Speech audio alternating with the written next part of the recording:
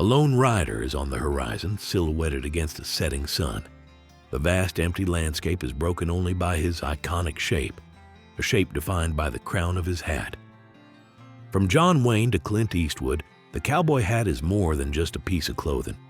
It's a symbol of independence, of rugged individualism, of the American West itself.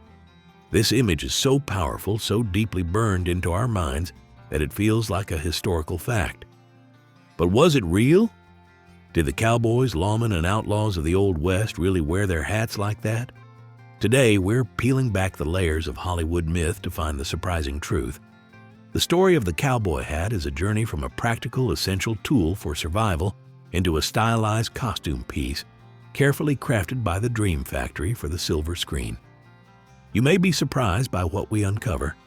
If you enjoy learning the real stories behind the legends of the West, go ahead and hit that subscribe button and ring the bell so you never miss a video.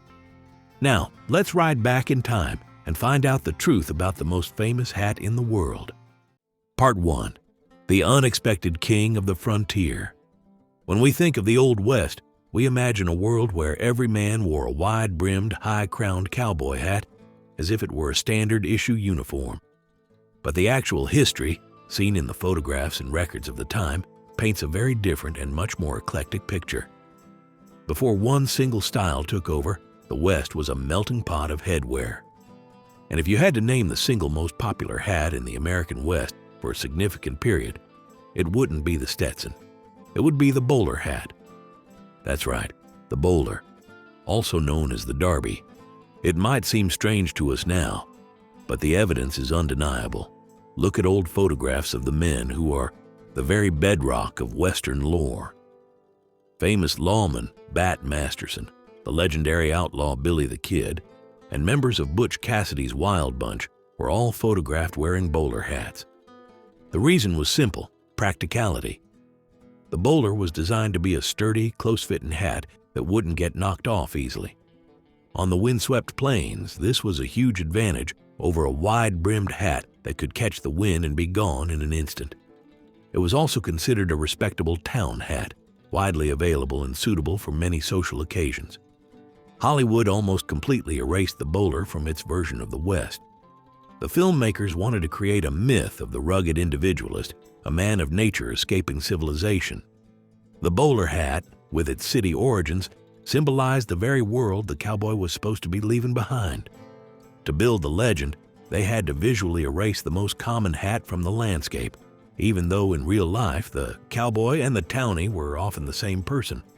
Beyond the bowler, the frontier was a hodgepodge of styles. Men wore old hats from their time in the Civil War, like the soft, wide-brimmed slouch hat. They wore formal top hats, flat wool caps, and even sailor hats they brought from past lives.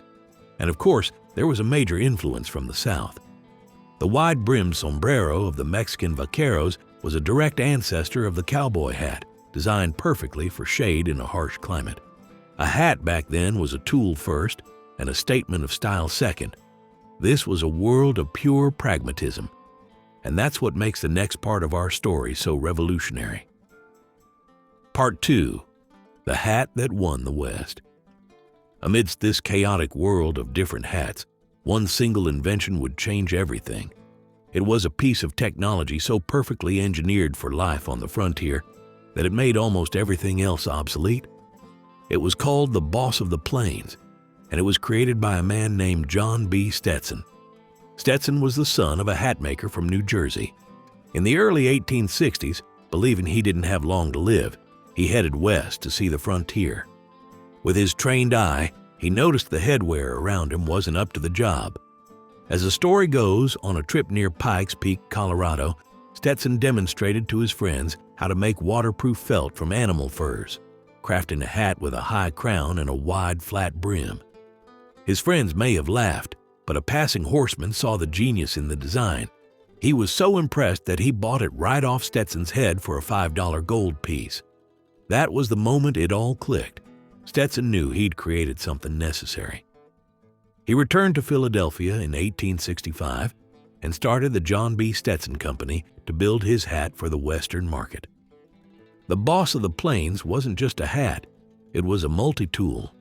The original design was starkly functional. It had a high, round, open crown, creating a pocket of insulating air that kept the head warm in the cold and cooler in the heat. The brim was wide and completely flat, providing maximum shelter from sun, rain, and dust. Stetson's real innovation, though, was the material.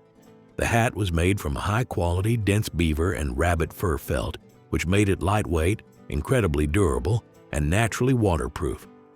A cowboy could use the crown as a makeshift bucket to water his horse. The wide brim could be used as a fan to stoke a campfire, and waving it in the air made it an effective signaling device.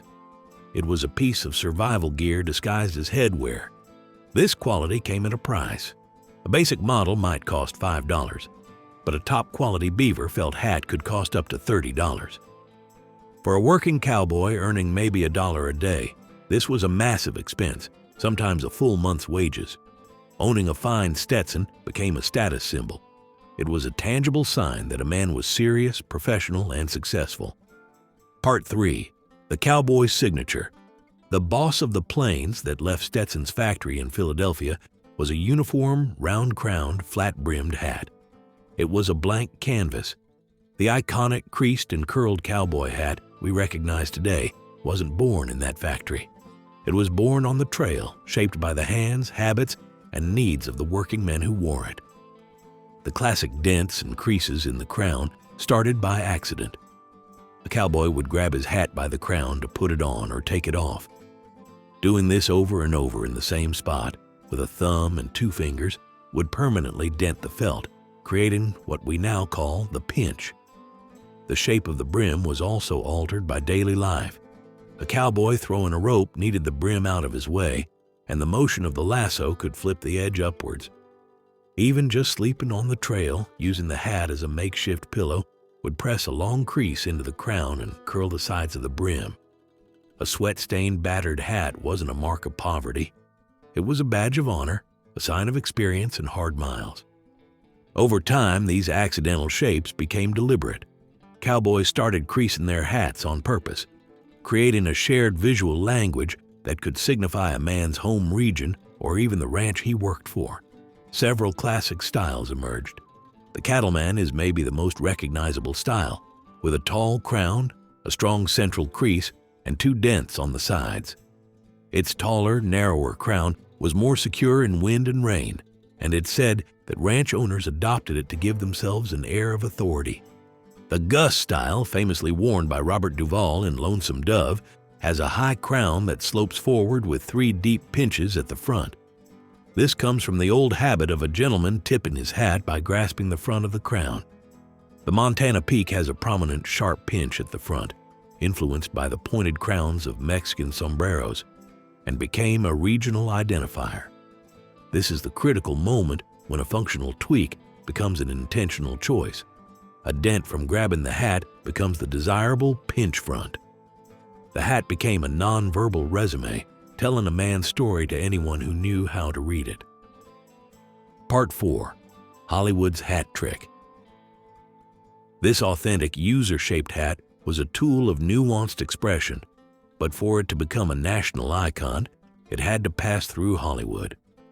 It was on the silver screen that the hat was simplified, exaggerated, and transformed into an instant symbol for a mass audience. The first step was taken by showmen like Buffalo Bill Cody. His Wild West shows presented a romantic, theatrical version of frontier life, and he always wore a large Stetson, an intentionally larger-than-life prop designed to project authority and adventure. He was the prototype for the movie Cowboy, but it was silent film superstar Tom Mix who truly shaped the cinematic hat.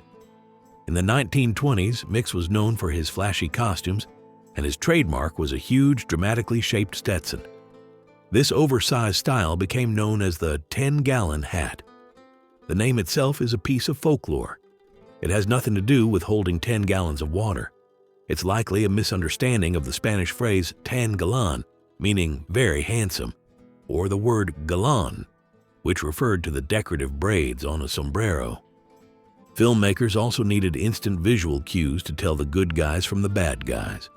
Thus, one of the most powerful and least historical tropes was born: the white hat for the hero and the black hat for the villain.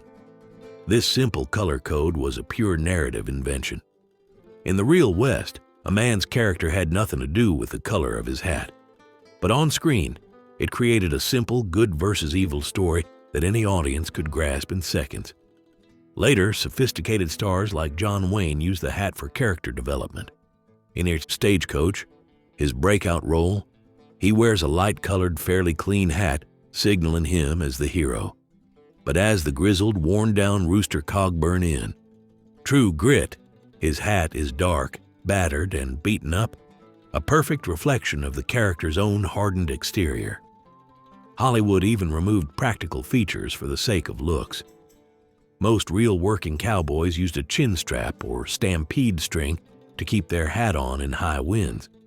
But on screen, these were mostly eliminated because they were thought to look unheroic and cluttered the close-up of the star's face. The needs of the cowboy gave way to the needs of the cinematographer. So, did they really wear cowboy hats like that? The answer is a fascinating no, but no, the typical 19th century cowboy did not wear the oversized, perfectly creased, pristine hat we see in the movies. The reality was more varied, more practical, and much more worn down. The white-hatted hero and the black-hatted villain are pure cinematic inventions. But the movie hat is not a complete fabrication. It is the direct descendant, even if it is a romanticized one, of a very real and functional tool. The creases that define a hero's hat are exaggerated versions of creases born from the real work of a real cowboy. The myth is a legend, but it's a legend built on a substantial kernel of historical truth. The cowboy hat won the West twice, first as an indispensable tool for survival, and then all over again as an unforgettable symbol on the silver screen. What do you think? What's your favorite style of cowboy hat, and which Western star do you think wore it best? Let us know in the comments below, and thanks for watching.